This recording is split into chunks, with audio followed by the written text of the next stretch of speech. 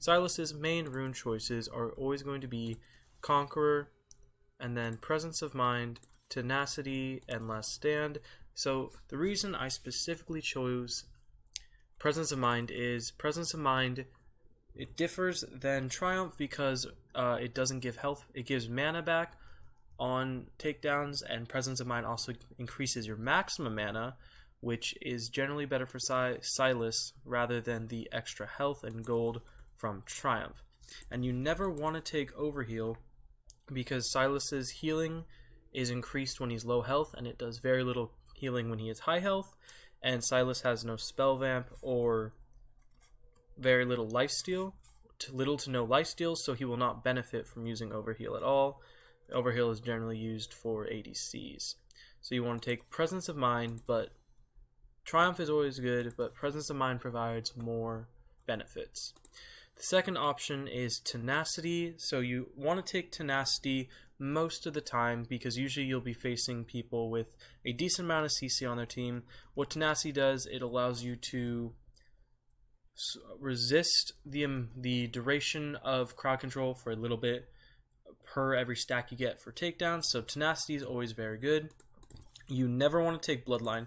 Bloodline is only lifesteal, and lifesteal applies only to auto attacks, whereas Sylas's healing is based off his W, and his damage is based off his abilities. So the reason Bloodline is bad is because Bloodline does not provide any healing based off Sylas's abilities, because that's called Spell Vamp, and it only provides lifesteal.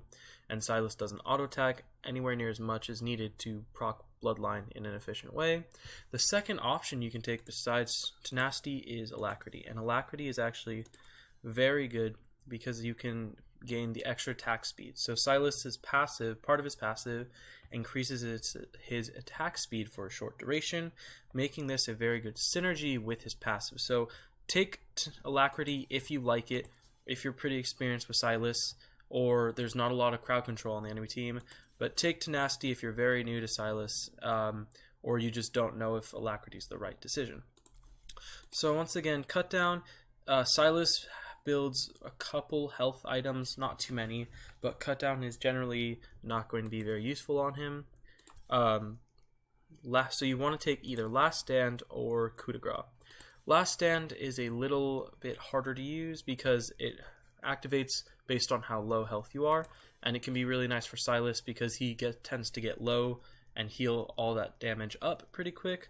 But Coup de Grace is the safer bet because it is pretty consistent at dealing damage in fights because it doesn't matter what health you are, just what health the enemies are.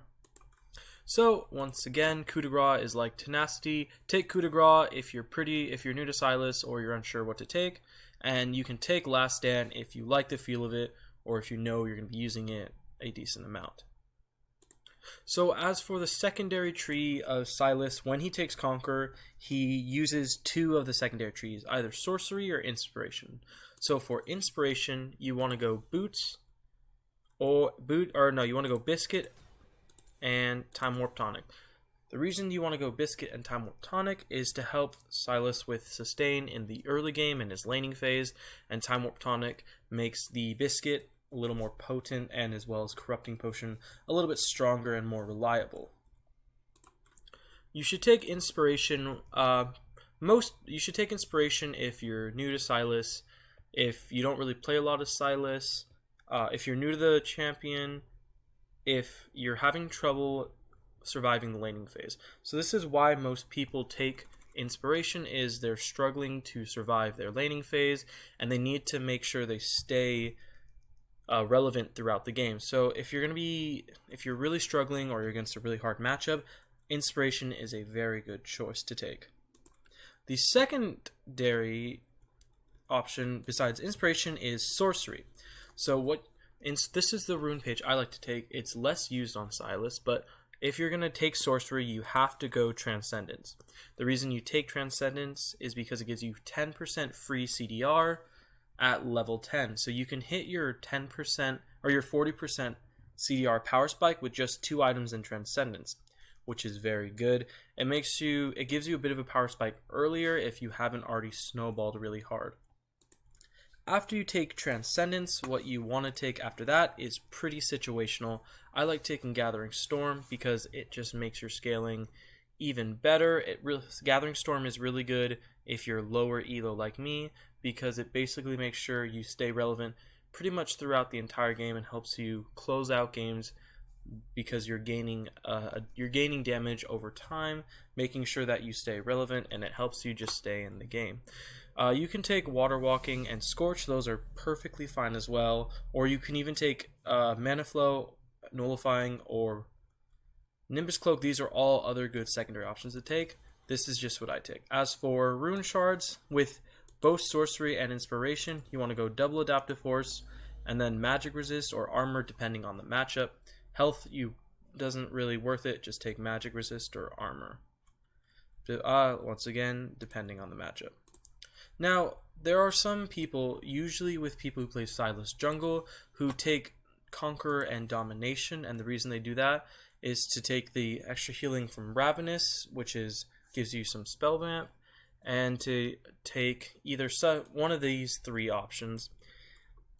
And the reason this is not great for lane Sylas is because it's not bad, but the amount of versatility and utility that you get from Sorcery and Inspiration overshadows it. What taking things like Taste of Blood and Ravenous Hunter do is they provide you with more healing.